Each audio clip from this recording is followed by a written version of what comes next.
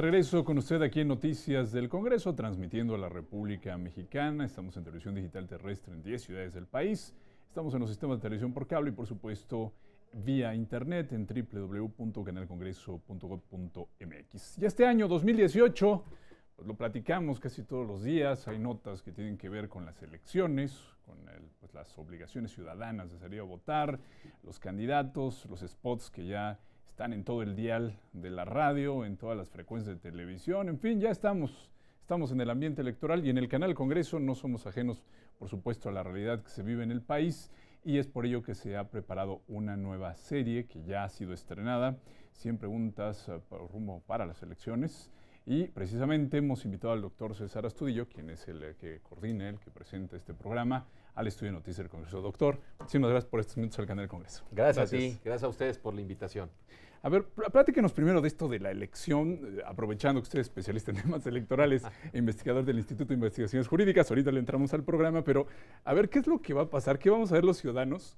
Aquí hemos platicado de pues, las reformas, ¿no? Las cronicamos, las vimos, se aprobaron un montón de reformas político-electorales, pero en la realidad, ¿qué es lo que va a pasar? ¿Qué es lo que vamos a ver los ciudadanos en esta elección que todo el mundo dice que son las más complicadas? En fin, platíquenos, ¿qué vamos a ver en el 18? ¿Qué se va a elegir? Mira, regularmente el ciudadano yo creo que va a ver algo que no le va a ser probablemente tan ajeno a 2015 o a 2012, porque él lo que ve es spots que salen en la radio, la televisión, cobertura noticiosa sobre los aspirantes que después se convierten en precandidatos, que después se convierten en candidatos y llega el momento de ir a votar. Eso yo creo que lo va a seguir viendo, pero lo cierto es que tras bambalinas sí hay una forma de organizar estas elecciones que va a ser diametralmente distinta a como las hemos visto anteriormente. ¿Por qué? Porque, por ejemplo, esta elección, como no había ocurrido en el pasado, va a congregar la elección de un número de cargos de elección popular inusuales. Vamos a elegir 3,406 el mismo día. ¿Y eso qué va a generar? Tal vez esto sí lo va a ver el ciudadano porque yo lo que les digo es que ya acercándonos hacia el 1 de julio, sí que preparen un poquito más de tiempo probablemente en la casilla, porque hay 9 elecciones al menos en donde probablemente cuando el ciudadano concurra a votar, va a ver que en una misma mesa, mesa de casilla, le van a entregar 6 boletas, lo cual es inusual. Claro.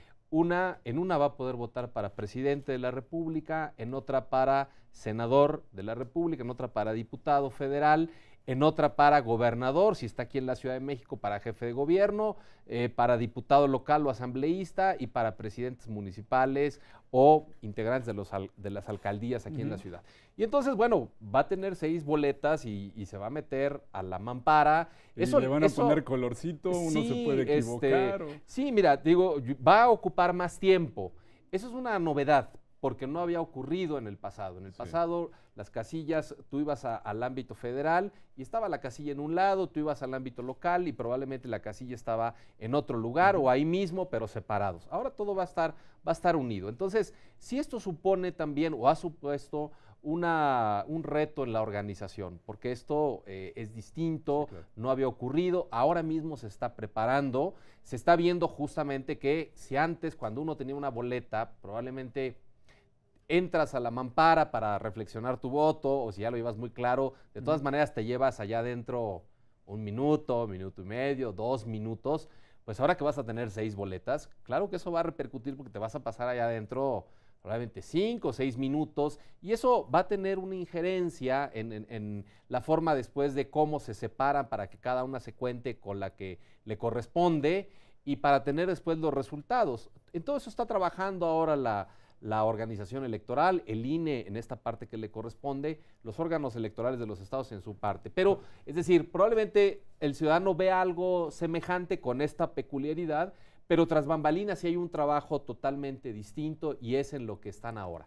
Si transitara una consulta popular, ¿sería también en esta elección? Sería la séptima boleta. Nos darían otra boleta. Justamente, qué bueno que lo comentas. Si hay una consulta popular, en algunos casos el ciudadano tendría una boleta adicional. Y entonces eso también haría más complejo el tema, ¿no? Pero a ver, platíquenos entonces. este es el panorama, esto es lo que los ciudadanos vamos a ver en julio, el 1 de julio, y en el canal del Congreso, esta serie que está usted coordinando, que está pues conduciendo, ¿cuál es el espíritu? ¿Qué es lo que están haciendo hoy? Mira, surgió de una forma muy peculiar. Ahora mismo justo el tema electoral ya, el proceso electoral ya empezó desde el año pasado, pero ahorita ya estamos viendo que hay aspirantes que tienen la nomenclatura formal de precandidatos. Y nosotros, yo mismo como académico, soy habitual invitado de programas de análisis, pero sobre la coyuntura, a veces incluso sobre temas muy complejos. Hace 2 semanas el INE impuso una sanción que tenía que ver con un tema de fiscalización y te invitan a hablar de fiscalización y empiezas a hablar de una manera a veces muy especializada, justamente pensando que toda la ciudadanía puede comprender lo que está pasando. Pero no es así. Yo mismo, en mi carácter de académico y de profesor, me doy cuenta que no es así. Y que a veces este alejamiento de la ciudadanía respecto a la política y respecto a las elecciones tiene que ver por el hecho de que no hemos tenido la capacidad de detenernos y decir, a ver, no todos saben, comprenden a cabalidad lo que pasa en las elecciones, ni también cuáles son los actos que se realizan, justamente esto que está tras bambalinas, porque el día de la jornada electoral, sí, vamos a la casilla y sabemos que ahí va a estar boletas en las que vamos a poder votar, vemos que va a haber una copia de nuestra credencial de lector pegado a un cuadernillo donde el funcionario de mesa directiva constata que realmente seamos nosotros. Todo eso ya está dispuesto, pero atrás justamente lleva todo un ejercicio que no nos hemos detenido otra vez a explicarlos. Entonces así surgió. Es un tema de volver a detenernos a explicar, ¿sí? En 100 preguntas todo lo que tiene que ver con el proceso de organización electoral, desde lo básico, y además sí estamos tratando de que esto sea desde una perspectiva muy pedagógica, para que sea entendible por todos, ¿no? En este sentido, son preguntas que salen del propio público, como estamos viendo ahora en pantalla. El programa inaugural de la semana pasada. Invitamos público estudiantil, vamos a ir a 12 universidades, básicamente de la zona metropolitana, digamos, de la zona metropolitana, en donde vamos a tener como invitados a alumnos y vamos a darle respuesta ahí a estas preguntas. Por ejemplo, en este programa inicial justamente se le preguntó al presidente del INE, bueno, veo que ya están hablando otra vez de elecciones y que el proceso electoral ya empezó. Pues ¿cuándo empieza, no? Y desde ahí empezar a decir, bueno, el proceso electoral justamente empieza mucho tiempo antes porque hay distintas etapas justamente para que se vaya preparando todo lo que se tiene que organizar para que el día de la elección esté todo organizado, porque si no, imagínate que un ciudadano llega y dice, bueno, vengo a votar, y alguien le diga, oiga, pues ya no hay boletas. Pues eso sería dramático en este país. Sí, claro. Siempre hay boletas y es porque las autoridades electorales garantizan, es parte de su función, que las haya para que todos podamos votar. Entonces, quisimos ver este formato. Vamos a tener 25 programas en donde en cada uno de ellos vamos a atender 4 preguntas. Cuando vayamos a universidades van a ser preguntas directas del público, de los estudiantes, y también cuando grabemos en otros espacios van a ser preguntas que vamos a salir a la calle y preguntarle a las personas que van pasando, a ver, ¿qué quisieras saber, qué quisieras preguntar, ¿no? Al rato los invito, porque claro, al rato a las 10 pasa el programa número 2, y en ese sentido esta es la dinámica. Tratamos de volver a ver de qué hablamos cuando hablamos de elecciones. ¿Y cómo podemos contactar al programa 100 Preguntas para las Elecciones los ciudadanos? ¿Hay alguna cuenta en redes sociales? Digo, se me ocurre que alguna persona que nos está viendo en la República Mexicana tiene una pregunta, ¿cómo puede hacérselas llegar? Mira, qué bueno que lo comentas, porque ciertamente de eso se trata. Ahora mismo en el programa se está pasando justamente un correo electrónico que es el del canal del Congreso. No recuerdo bien si es difusión@canaldelcongreso.gov.mx. No venía preparado, pero ya lo dije. Pero también lo pueden hacer llegar por Twitter a mi cuenta personal. ¿Qué es? ¿Cuál es tu cuenta, doctor? @AstudilloCésar. Okay. ¿Sí? Al revés, AstudilloCésar.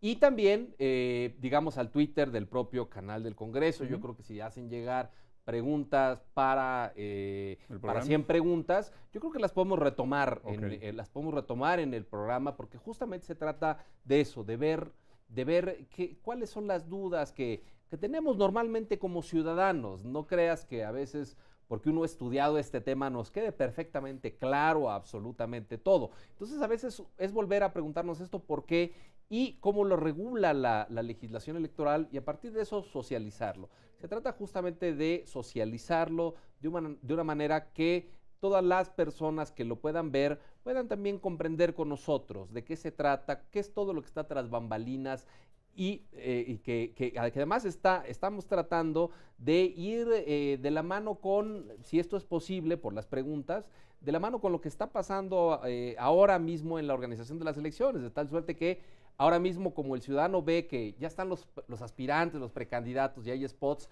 justamente nos están preguntando, bueno, ¿de qué se trata? ¿En qué etapa estamos? Esto que vemos en la tele, ¿qué están haciendo los que están saliendo ahí? Y tratamos de explicar nuevamente. Y antes de despedirnos, tengo una pregunta ya en tu carácter de especialista en estos temas. Estamos en el Congreso Federal, aquí en la Cámara de Diputados. Cada vez que hay una elección, siempre, ahora el pendiente legislativo, tenemos que legislar en este tema. En este momento en que ya estamos en un preámbulo electoral, ¿crees que hay pendientes para el Congreso Federal en materia electoral todavía? Sí, sí los hay.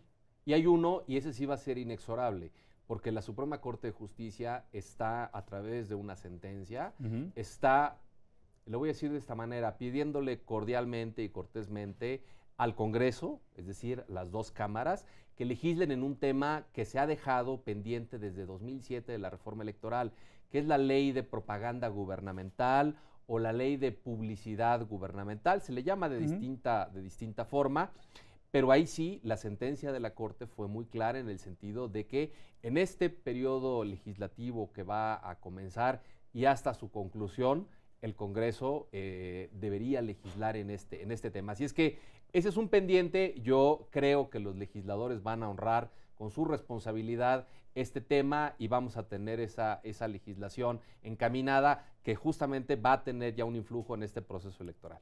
Doctor, pues muchísimas gracias por tu tiempo aquí en Noticias del Congreso. Se lo aprecio, gracias. Muchas gracias. Y ya sabe usted, 100 preguntas para las elecciones por el canal de Congreso, y es martes, y los sábados, martes a las 10 y los sábados 9 de la noche por la señal de este canal de televisión. Por lo pronto, nosotros hacemos una pausa para continuar con la información legislativa parlamentaria en México, en los congresos del país y en el mundo. Volvemos.